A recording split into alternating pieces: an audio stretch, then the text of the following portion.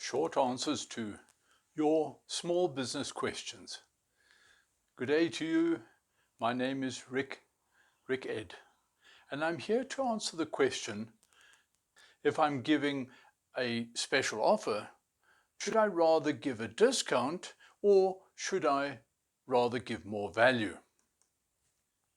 Well, let's have a look at the situation. Why would you give a special offer in the first place? And then, once we have answered that question, let's have a look at the two common types of special offer. So first of all, when a company offers a special offer, it is to entice people to buy. It's to get customers to buy when they wouldn't otherwise buy. So the question really is, do you need to have a special offer? And if you do, how much is it going to cost your business? And how much will it benefit your business? Once you've answered those questions, let's have a look at the two options. The first is commonly known as get two for the price of one. In this example, we'll call it the customer gets more. And the reason is that is precisely what we're offering. Let's have a look at this particular example, a fast food outlet. Let's say you're looking to open a fast food outlet and you estimate that you can sell 2,000 burgers, among other items, every month. Well, let's have a look at the costs that you will incur. In order to make fast food items, you will have salaries, you will have marketing and rent, you'll have running costs, and of course you will have the ingredients. So if we do this example where we look at the cost to make a standard 40 Rand burger, we will find that when we calculate the various expenses, that it costs about 10 Rand per burger for the ingredients and paper and cardboard and other such things. The other 30 Rand is made up of a portion of the other operating costs. So to make one more burger, to make an additional burger, it's actually only going to cost you the cost of the ingredients, the 10 Rand, because all the other costs have already been covered by the other burgers and fast foods that you're already selling through your outlet. So if we take this example that we're talking about, the two for the price of one, and let's say we offer two burgers for 49.90.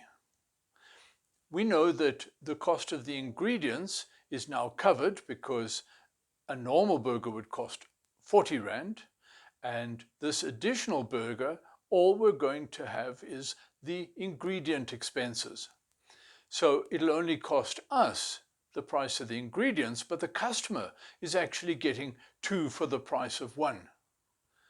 So in reality, your second burger actually costs you nothing, but here's where the psychology comes in.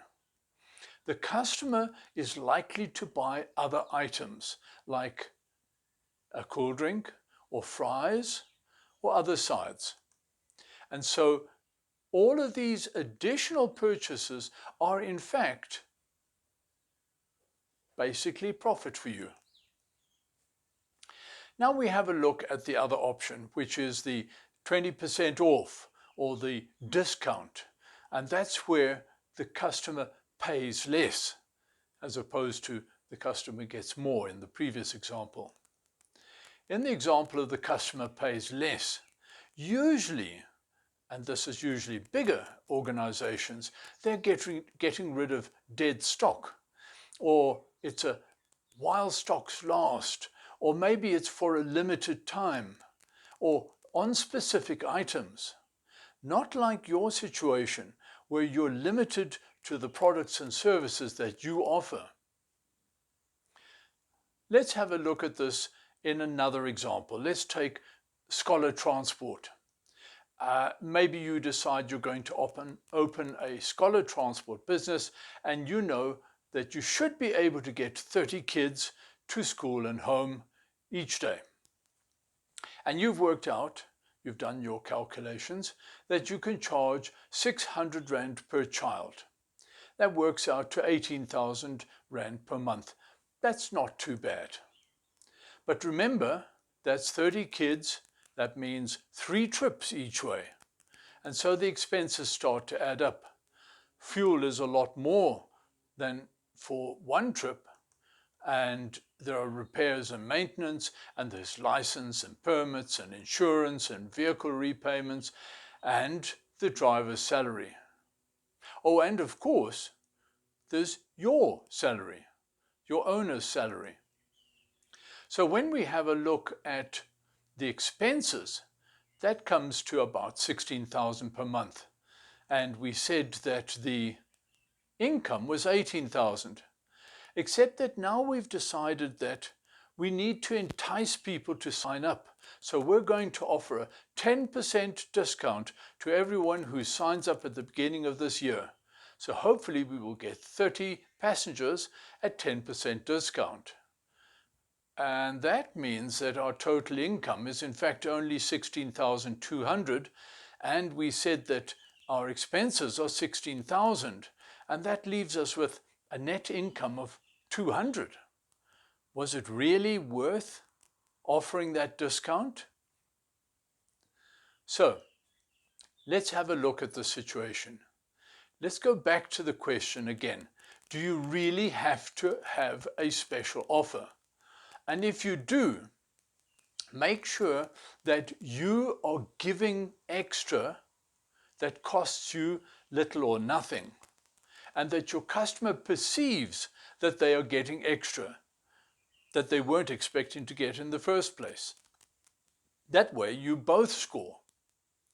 So in the example of the scholar transport, you could, for example, drop off groceries on your empty trip on the way back, because you're going back anyway.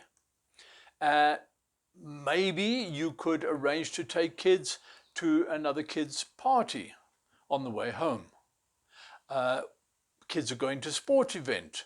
You could drop them off at the sporting event. You could take old folks to church, or you could take mom and baby to a clinic. Your vehicle is empty while the kids are at school and over the weekend. So all of those costs have already been covered by the kids, so you've got spare capacity. So consider this.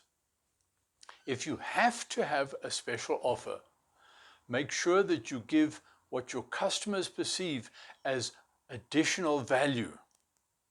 Because when you give extra of what you're already giving, it costs you little, but the customer perceives great value. I hope you found this little explanation valuable, and if so, please watch the other presentations in the series. Oh, and let other people know about them too. You can also find more in our short courses. There we will go into a little bit more detail. Log on to DoBetter.Business and click on courses. I wish you a very successful business. Thank you.